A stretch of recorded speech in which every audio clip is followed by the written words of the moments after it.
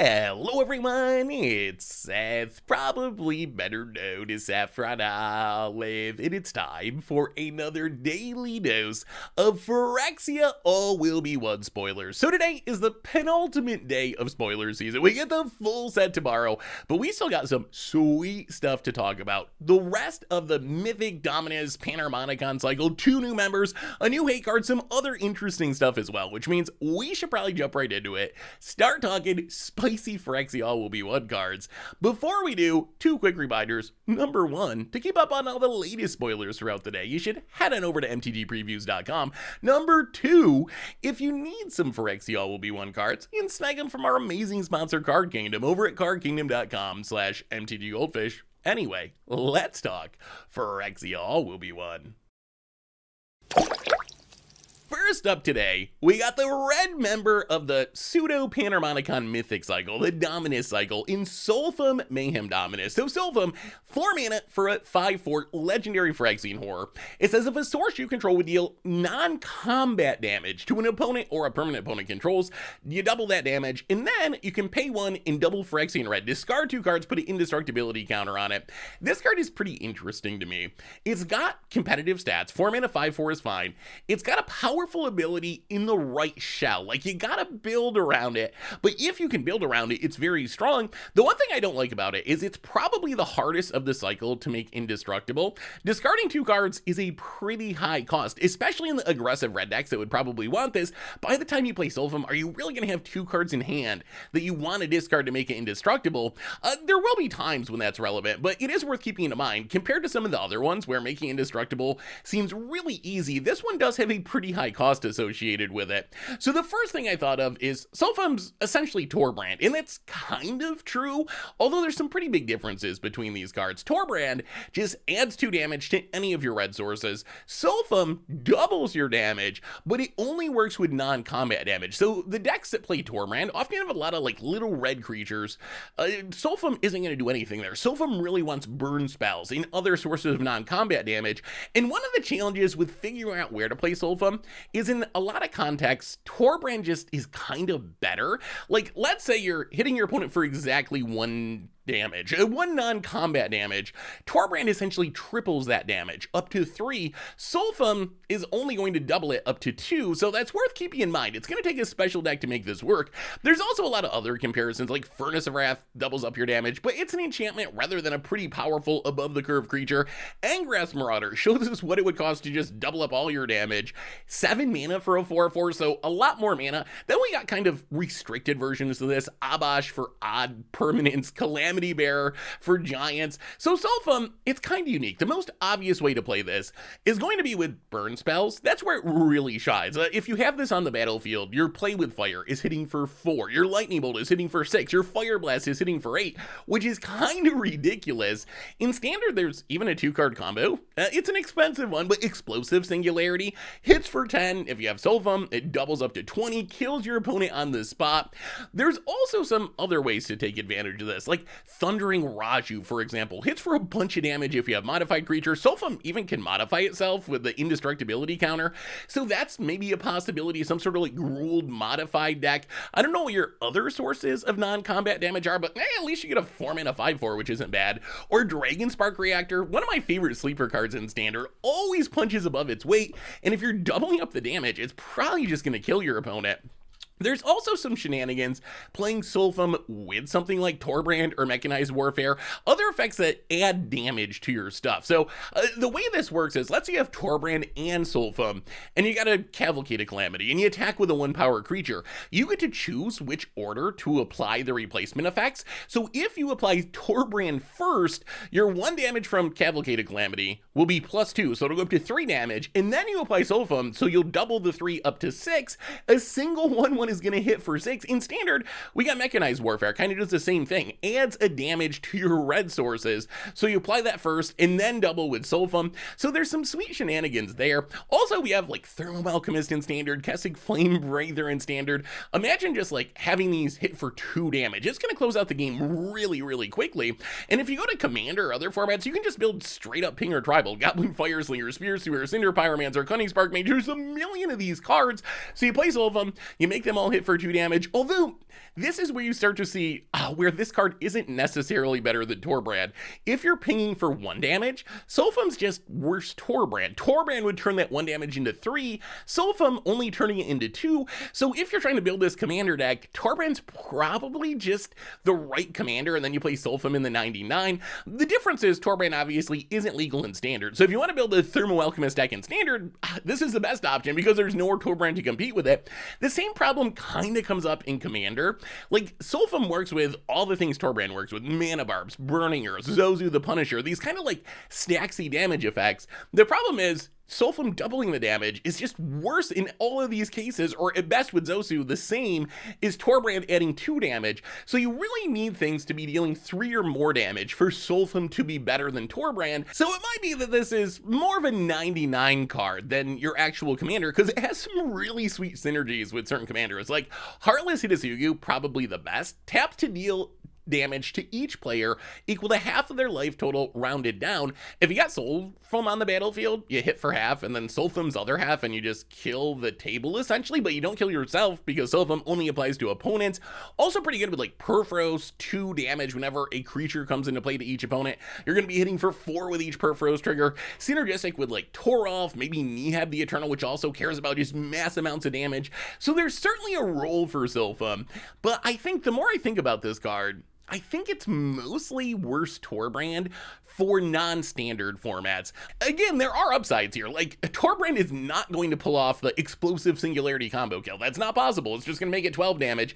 But you really need things that are dealing a lot of damage to make Solphim better than Torbrand. So it's going to be interesting to see what people do with this card. I think there's definitely standard potential. There are certainly some sweet 99 homes in Commander, but in formats like Pioneer or Modern, I think that most decks would still rather just have Torbrand compared to Solphim, even with its upsides. We also got the green member of the mythic Panharmonicon Dominus cycle in Sopandrel Hunger Dominus. So 7 mana for a 4/6 legendary Phyrexian horror. It has sneaky reach, which I kind of like, and then at the beginning of each combat, double the power and toughness of each creature you control until end of turn. That's including Sopandrel, so it's actually a lot bigger than its stats suggest. And then you can pay double Phyrexian green mana, sack 2 creatures, give it an indestructibility counter. So Sopandrel, it's essentially unnatural growth on a 7 mana body, which isn't bad. I mean, we've seen some unnatural growths show up in Standard. It's fairly popular in Commander decks, but I'm actually not that excited about Sopandrel. I actually think out of this cycle, this is the worst of this cycle, which is kind of weird because usually green members of cycles are really, really strong. But in this case, I think green kind of got the short end of this stick.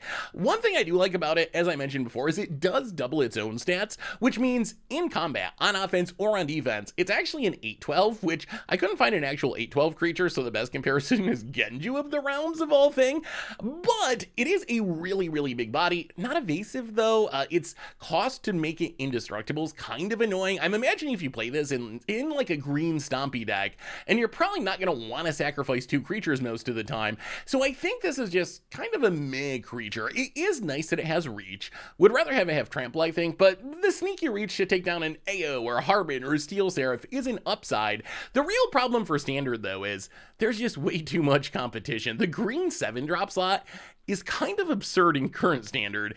Titan of Industry is just a ridiculous Magic card. It has proven its power over and over again in Standard. One of the best things that you can get on the battlefield, just a game-winning 7-drop. We also got new Nissa, which I think I'd rather just pay 7 mana, Nissa Overrun, trample my team and win the game, than play Sopandrel and double the power but not get trample and not have any evasion. And then in some decks, Tyrannix Rex is probably just better. If you're trying to poison your opponent, Toxic 4 is big, plus it gets around counters. So I actually expect Sopandrel to see very close to 0 play in Standard. It is funny that you can like stack it up with unnatural growth, try to make your creatures use. Maybe it's a good against the odds card, but compared to the other members of the cycle, I actually think this one is pretty lacking for Standard. Where it will show up, I'm pretty sure, is in Commander. Maybe is as your commander, I guess it's kind of cool to have a unnatural growth as your commander, but I think it's more likely to show up in the 99 as an unnatural growth. Unnatural growth, actually a pretty popular commander card, and this is just another version of it that also comes with a big body, turns your Ghalta, for example, into a one-shot commander damage kill. Also great with like the Tarisk or Voltron decks like Thrun. Really funny with Xenagos, you just make a creature super massive and smash in and get trample and probably kill someone on the spot. So Sopandrel, meh. I don't know, maybe I'm jaded because the rest of the cycle is just so big and so exciting. And Sopandrel, it's a little too much mana, its ability, it's fine, but we got other cards that do similar things, so I don't know. I would rank this at the very bottom of the Dominus cycle, but maybe I'm wrong. Let me know what you think about this one. Is it better than I'm giving it credit for? Let me know in the comments. We also got a pretty sweet hate card in Soulless Jailer. So Soulless Jailer, 2 mana, Phyrexian Golem artifact creature. It's a 0/4, so not great on offense, but it does block for days. And it says permanent cards in graveyards can't enter the battlefield, and players can't cast non-creature spells from graveyards or exile. So Soulless Jailer, it probably compares closest to Weathered Runestone. Weathered Runestone kind of has the same clause about permanents entering the graveyard. Difference is Weathered Runestone does let you play lands, but otherwise it shuts off all permanents. And then its other ability, players can't cast spells from graveyards and libraries, pretty similar to players can't cast non-creature spells from graveyards or exile, but there is a twist here where exile, that wording is actually kind of important for certain cards that we'll see in a minute. Also kind of compares it to like a Grafdigger's Cage. It's in the same realm of hate cards. So I think the biggest upside of Soulless Jailer compared to these other options is really that players can't cast non-creature spells from exile. So this means your opponent can't Emergent Ultimatum and cast Planeswalkers and Omniscience and win. They can't Cascade into Living End. Living End is exile. Actually, any non-creature Cascade. Same with Crashing Footfalls. It doesn't actually work against Adventures, which is a little awkward. You can cast your Bone Crusher Giant. It'll go to exile, but then you're casting a creature from exile, so it doesn't shut down Adventures, even though it might seem like it should.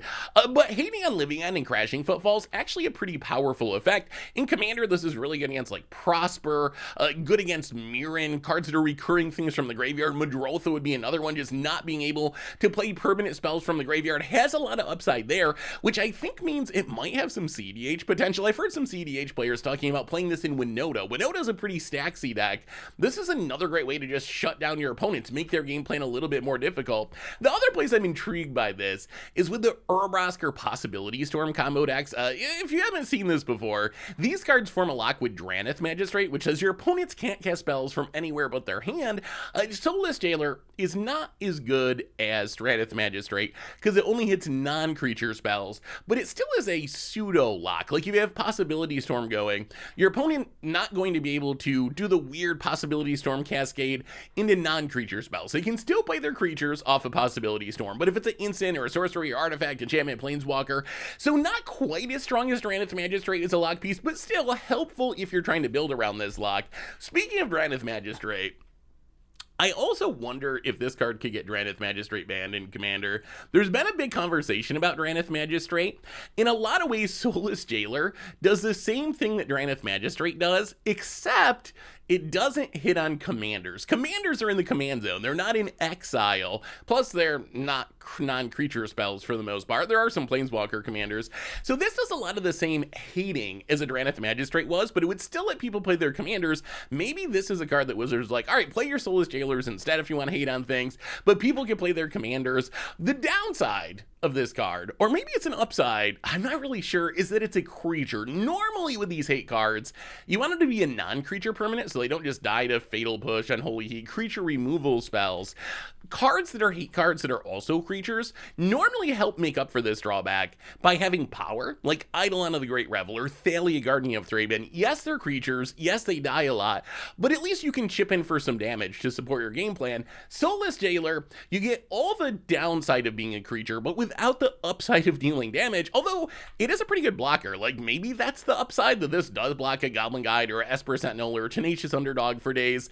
So very interesting card. I think this card certainly certainly has potential really across formats, from standard all the way back through legacy and vintage even, because of its hating abilities. Whether or not being a creature rather than a non-creature artifact is a deal breaker that keeps it from seeing play, that we're going to have to wait and see, but certainly worth keeping in mind because this does hate on a lot of things and it does do something unique compared to other similar hate cards. We also got a new Gruul legend in Migloz Maze Crusher. So 3 mana Gruul 4/4 legendary Phyrexian beast.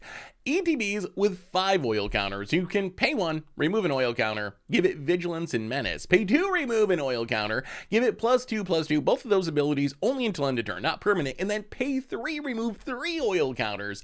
Blow up an artifact or enchantment. So this is a card that I think is actually really strong. It's also a card that I really wish wasn't legendary. This is one of those cards where I don't know, Wizards, why? Why? I don't think people are going to play this as their commander very often, and being legendary certainly reduces its power in 60-card formats by quite a bit. Actually, that's the biggest reason I'm a little skeptical that this card can see a ton of play is purely that it's legendary. If you want to compare this to something, the sad comparison is Savage Knuckleblade.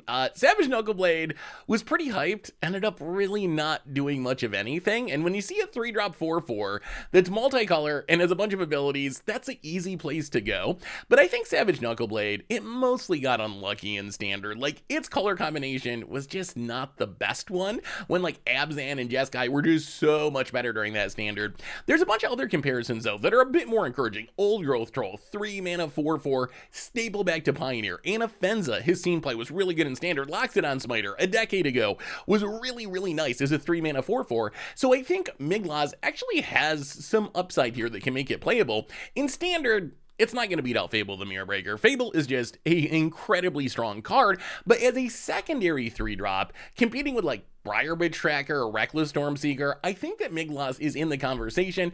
Probably not going to jam 4 of them because it's legendary, but as a 1-of or a 2-of, the card offers a lot of upside. Like, you play it, it can potentially be hitting for 6 the following turn. You can even give an evasion, and then blowing up an artifact or enchantment actually has a lot of upside in our current standard, where you got Reckoner Bankbuster, you got Fable that we just talked about, you got Wedding Announcement, you got big artifacts from Brothers War, so there's a ton of things to blow up. Also pretty cute with Thundering Raju. The modified deck might be the most prevalent home for this card because this just modifies itself. Remember, oil counters are counters for modification, so all these oil counter creatures suddenly make stuff like Thundering Raju much more exciting. They curve into each other, they're in the right colors, so also works really well with like other counter synergies, oil counter synergies like All Will Be One we talked about yesterday. You play All Will Be One, you play Migloz, you got 5 oil counters, that's 5 direct damage. When this is a 3 mana 4/4 that's also 5 damage to anything you want, that's absurd. The oil counters also kind of make it relevant with the Filgry Silex. Maybe there's some deck that combines these together and you like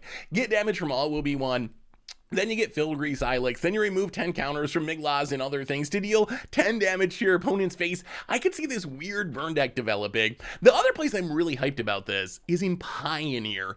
In Pioneer, I think this card does a lot. So the most likely home is the Gruul deck that already exists, like Gruul Vehicles, Gruul Midrange, whatever you want to call it. Since this deck is built around Llanowar Elves and Elvis Mystic, this comes down on turn 2 pretty consistently. 3-drops are really strong in Pioneer in these mana dork decks, and then it crews everything that you could want it to crew, and it's a good threat. And then that last mode, blowing up an artifact or an enchantment, is a nice safety valve. It can blow up your opponent's Azeka's Chariot or Sky Sovereign. It works like a hate card for Parhelion. Your opponent does their Greasefang shenanigans, and you're like, okay, sure, just blow up your Parhelion, buy myself some time. Also, obviously, good with Bard class. At this point, there's so many legends that I think I'm going to stop saying cards are good with Bard class, because like every other creature that's printed technically is good with Bard class, but Migloz, it's in the right colors, it's a legend, it does all the things you want Bard class to do. So Migloz, I think the card's really good. It might be more of like a 2-of type card purely because it's legendary, but I think this has enough upside to be very good in standard and show up all the way back to Pioneer. Although, again, I really wish it wasn't legendary. Wizards, no one's going to play this as their commander. It's okay. It's okay to print non-legendary creatures. We can deal with it. It's okay to print some cards for standard or Pioneer. Not everything has to be legendary, especially when it's a card like this that just is not the kind of card people are going to play as their commander anyway. So outside of that legendary criticism, The card's super sweet and has a lot of potential. Finally today, in the realm of lower rarity cards, we got a bunch of stuff. Some of it's kind of interesting. Again, you can check it all out over MTGpreviews.com. Most of this, I think, is going to be limited stuff. A couple cards I did want to point out, though. One is Armored Scrapecorcher, up on the top right. 2 mana 0/3. It gets +3/+0 as long as it has 3 or more oil counters on it. And then it's a mana dork, tapped to add a mana of any color. And when it becomes tapped, you get to exile a card from a graveyard and put an oil counter on it. So it's a 0/3 2 mana dork that'll eventually turn into a 3/3 and gives you some incidental graveyard hate. I think that's enough upside that this card is in the conversation in decks that want to be ramping in standard. Not sure it's quite as good as Llanowar Loam Speaker, but it's actually surprisingly close to Llanowar Loam Speaker, so I wouldn't be surprised if we see decks playing both of those cards, trying to ramp into some of the big green things in the format. Also, Venomous Brutalizer down in the bottom left. 4 mana for a 4/4 Phyrexian Knight. It has Toxic 3, so a pretty big toxic number. And then when it ETBs, you can pay 2, and if you do Proliferate, this might be good enough to show up in a toxic deck. The upside of Proliferate in the late game is nice. Its body is fine. Toxic 3 is a pretty big number, so I could see this certainly playing a role in Toxic in specific. Outside of Toxic, probably not going to show up, but I don't know. We'll see if a Toxic deck is good. And then Distorted Curiosity, also kind of interesting if you can get some poison counters on an opponent. So 3 mana draw 2, Divination, except if your opponent is corrupted, has 3 or more poison counters, it costs 2 less to cast. When this is a 1 mana draw 2, that's really, really good. That is very far above the curve. So if there's a deck that can easily get those 3 poison counters on their opponent, I could certainly see this card playing a role because 1 mana draw 2s are really strong. Anyway, that brings us to the end of our daily Phyrexia All Will Be One spoilers for today. So we're almost to the end. Tomorrow we get the full set, and I'll be back, of course, to break it down. But until then, what do you think? What do you think of the 2 new Dominuses? Can they see play? What about the green one? Is it really the worst of the cycle? How about our new hate card? All the other stuff? Let me know what you think in the comments. Thanks for watching, everyone. I hope you enjoyed it, and I'll be back tomorrow with more daily Phyrexia All Will Be One spoilers. Until then, have a lovely day, and I will talk to you soon.